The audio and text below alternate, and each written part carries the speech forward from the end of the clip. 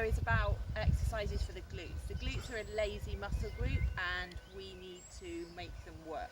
So the glutes help to support the lower back, so it's really important to help to strengthen these muscles.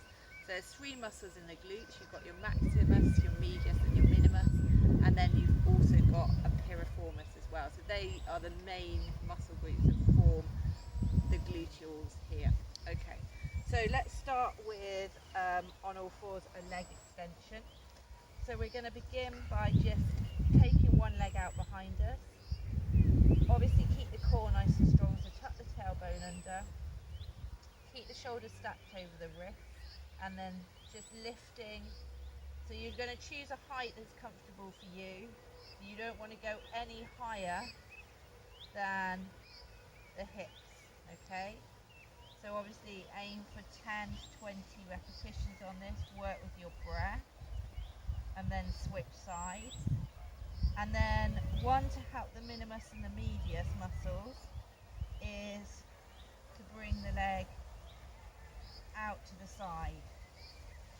Okay, here. Obviously you're going to repeat these on both sides. Now, from there we're going to go into the clam. So you're going to come onto your side, all right, here. And you're going to lift up through the top hip, bring the legs in front of you, make sure the knees are stacked, the heels are together. Okay, you can place your top hand on your hip and you can lie your head on your arm or you can rest your head, whatever's more comfortable. So from there, we're just opening and closing through the top leg. Okay, heels stay together.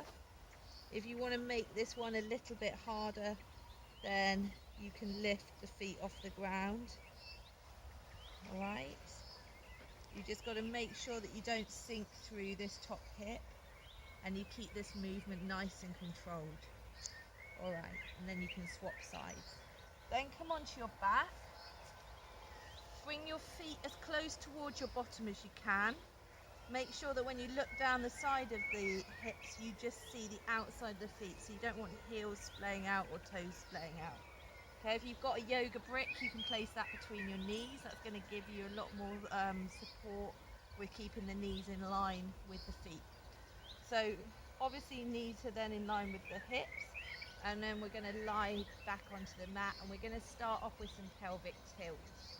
So just rocking and rolling through the pelvis like you did when you were standing in the first video.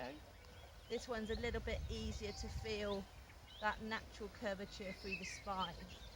Okay, then you're going to work by rolling up through the spine vertebrae at the time, lifting through the hips and then lowering all the way back down. So you can do this with the hands by your side, working with your breath, or you can take the arms with you. So as you lift up, remember to keep an eye on those knees.